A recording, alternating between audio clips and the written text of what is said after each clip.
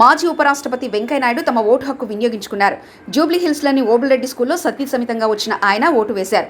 Vote మన హక్కు మాత్రమే కాదు, బాధ్యత అని కూడా చెప్పారు. ప్రతి ఒక్కరూ తమ ఓటు హక్కును వినియోగించుకోవాలని సూచించారు.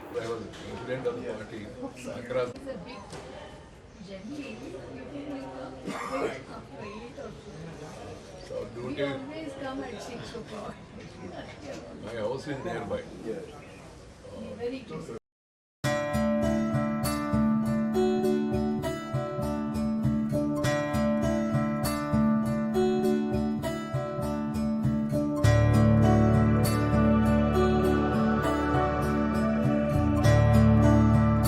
ప్రజాస్వామ్యం అంటే ప్రజల భాగస్వామ్యం.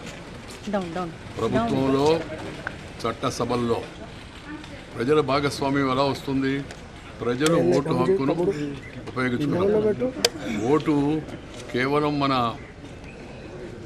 రైటే కాదు, అంటే హక్కే కాదు, ఓటు మన బాధ్యత కూడా. అందువల్ల ప్రజాస్వామ్యంలో ప్రతి ఒక్కరూ తప్పనిసరిగా ఓటింగ్లో పాల్గొవాలి. తద్వారా ప్రజాస్వామ్యం మరింత పటిష్టపరుస్తుంది. ప్రజాభిప్రాయం ఆ ఎన్నికల్లో ప్రస్ఫుటంగా మనకు కనబడుతుంది. అందువల్ల మనం నచ్చిన వారిని, మెచ్చిన వారిని, మంచి వారిని చూసుకొని చట్టసభల్లో గౌరవంగా వ్యవహరించేవాళ్ళు, ప్రభుత్వంలో నీతివంతంగా ఉండేవాళ్ళు, అన్యాయాలను అక్రమాలను పాల్గొనేవాళ్ళు, అలాంటి వాళ్ళు